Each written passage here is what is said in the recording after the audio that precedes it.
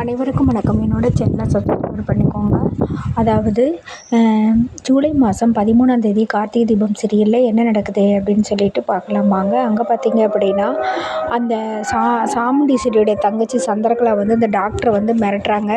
ஏய், நீ என்ன பண்ணியோ எது பண்ணியோ தெரியாது, நாளை காலையில் ஊரை விட்டு நீ கிளம்பிடணும், இல்லை அப்படின்னா பெரிய பிரச்சனை ஆயிரும் அப்படிங்கிறாங்க. ஏன் மேடம், நான் எப்படி நாங்கள் ஊரை விட்டு போகிறது அப்படிங்கிறாங்க. நான் தான் சொல்கிறேன்ல, நீ வந்து பணம் வாங்கின வீடியோ என்கிட்ட இருக்குது. நீ ஏதாவது போய் நீயும் உன் மகளும் வந்து சாமுண்டீஸ்வரிட்டையோ மற்றவங்ககிட்டயோ ஏதாவது உண்மையை பற்றி சொன்னீங்க அப்படின்னா நடக்கிறதே வேறு, பிரச்சனை பெருசாயிரும் அப்படிங்கிறாங்க. சரிங்க மேடம், நாங்கள் இந்த ஊரை விட்டே போயிடுறோம் அப்படிங்கிறாங்க. என்ன பண்ணியும் எது பண்ணியும் தெரியாது, ஊரை விட்டு கண்டிப்பாக நீ போய் தான் ஆகணுங்கிறாங்க. உடனே சரி அப்படின்ட்டு சந்திரகலா மிரட்டிட்டு போகிறாங்க. உடனே அவங்க மக வர்றாங்க. வந்துட்டு, அம்மா இவங்க எதுக்குமா இப்படிலாம் மிரட்டிகிட்டு இருக்கிறாங்க, நீ பயந்துட்டுருக்குற, நான் இதை இப்போ உடனே கார்த்திகிட்ட சொல்கிறேங்கிறேன். வேண்டாண்டி, ஏற்கனவே பெரிய பிரச்சனையாக இருக்குது, இந்த அம்மாவை பற்றிலாம் தெரியாது, இவங்கெல்லாம் கொலகாரிங்க, ஏதோ ஒன்று நம்மளை ஏதாச்சும் பண்ணிட்டாங்கன்னா நம்ம என்ன பண்ண முடியும். அம்மா நீ எனக்காக சும்மா பயந்துட்டுலாம் இருக்காதம்மா, என்ன பண்ணால் என்ன, நம்ம உண்மையை சொல்லுவோம், ஏம்மா இப்படிலாம் மறைச்சிட்ருக்கிற. அந்த ரேவதிக்கு வந்து தலையில் ஆப்ரேஷன் வந்து பண்ணும்போது வந்து ஞாபகமெல்லாம் இழந்துருச்சு அப்படின்னு சொல்கிறதெல்லாம் சும்மா, தயவுசெய்து நான் சொல்கிறத கேளுமா அப்படிங்கிறாங்க. அதெல்லாம் வேண்டாண்டி அப்படின்னு சொல்லிடுறாங்க. அதுக்கப்புறமா உடனே இருந்துக்கிட்டு ரேவதி வந்து ஒரு பைக் ஷோரூமுக்கு வந்து கிஃப்ட் கொடுத்தாங்கன்னு சொல்லிட்டு அங்கே போகிறாங்க.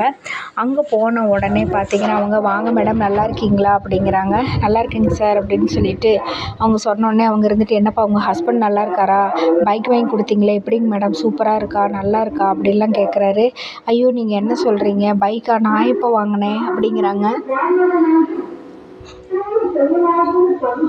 ஐயோ என்ன மேடம் இது, உங்கள் வீட்டுக்காரருக்காக உங்கள் கணவருக்காக 2 ஹார்ட் சிம்பிள்லாம் போட்டு வைக்கிச்சு, பார்த்து ரசித்து எடுத்தீங்க. நான் எல்லா கஸ்டமரையும் ஞாபகப்படுத்தியிருக்க மாட்டேன், ஆனால் ஒரு சில கஸ்டமரை வந்து மறக்க முடியாது மேடம், என்ன மேடம் நீங்கள் இப்படி சொல்கிறீங்க அப்படிங்கிறாங்க. இல்லை உண்மையாலுமே எனக்கு வந்து ஞாபகம் இல்லை அப்படிங்கிறாங்க.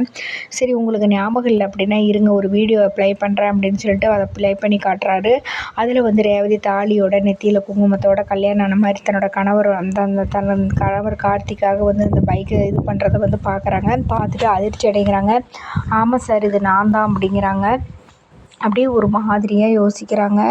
ஐயோ அப்போ நமக்கு வந்து கல்யாணம் ஆயிருச்சா அப்படின்னு சொல்லிட்டு அப்புறம் வந்து அந்த டாக்டரோட பொண்ணு சொல்லுவாங்க, இந்த மாதிரி உங்களுக்கு ஏற்கனவே கல்யாணம் ஆயிடுச்சு, உங்கள் வீட்டில் இருக்கிறவங்க எல்லாம் மறைக்கிறாங்கன்னு. அப்போ அந்த பொண்ணு சொன்னது உண்மை தான் அப்படின்னா என் கணவர் யார், ஏன் ஒட்டுமொத்த குடும்பமும் சேர்ந்து என்ன கல்யாணம் ஆனதை மறைக்கிறாங்க, என்னென்னு தெரியலையே அப்படிங்கிறாங்க.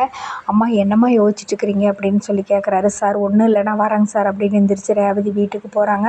அப்படியே சோகமாக யோசிச்சுக்கிட்டே வராங்க. என்னடா பண்ணுறது, யாரை கேட்குறது அப்படின்ட்டு உடனே சாமுண்டி செஞ்சுட்டு, ஏன் ரேவதி ஏன் சோகமாக இருக்கிற அப்படிங்கிறாங்க. உடனே ரோஹிணி அவங்க சித்தி எல்லாம் கேட்குறாங்க, ரேவதி அம்மா தான் கேட்குறாங்கல்ல, ஏன் சோகமாக இருக்கிறேன்னு பதில் சொல்லு அப்படிங்கிறாங்க.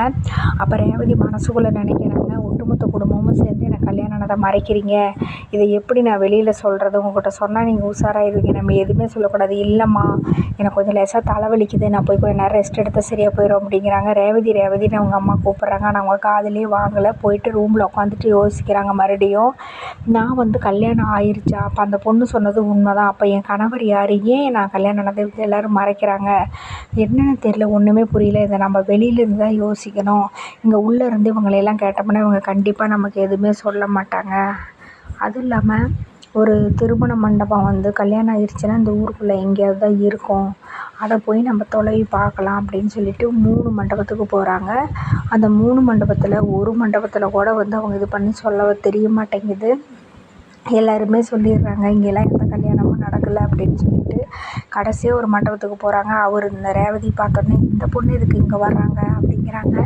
அங்கேயும் போய் எல்லாம் கேட்குறாங்க, சார் உண்மை சொல்லுங்கள், இந்த கல்யாணம் இங்கே தான் நடந்தது. அதெல்லாம் ஒன்றும் இல்லைம்மா, எனக்கு வேலை இருக்குது, நீ போமா அப்படிங்கிறாங்க. ரேவதி அப்படியே சோகத்தோடு வெளியில் போயிடுறாங்க. அப்போ சாமுண்டீஸ்வரி உள்ளே வர்றதை காமிக்கிறாங்க. அங்கே வந்துட்டு, சார் நீங்கள் எனக்காக ஒரு உதவி செய்யணுன்ட்டு அவங்ககிட்ட பணத்தை கொடுத்து ரேவதிகிட்ட சொல்லாமல் வந்து சாமுண்டீஸ்வரி பண்ணிவிடுவாங்க. அதனால தான் அவர் மறைப்பார். ஏன்னா ரேவதி கல்யாணம் அங்கே தான் நடக்குது. உடனே ரேவதி யோசிக்கிறாங்க, ஏன் நம்ம கணவர் அப்போ யார், என்ன பண்ணுறதுனே தெரியலையே அப்படிங்கிறாங்க. அதோட எபிசோடு முடியுது. நன்றி, வணக்கம்.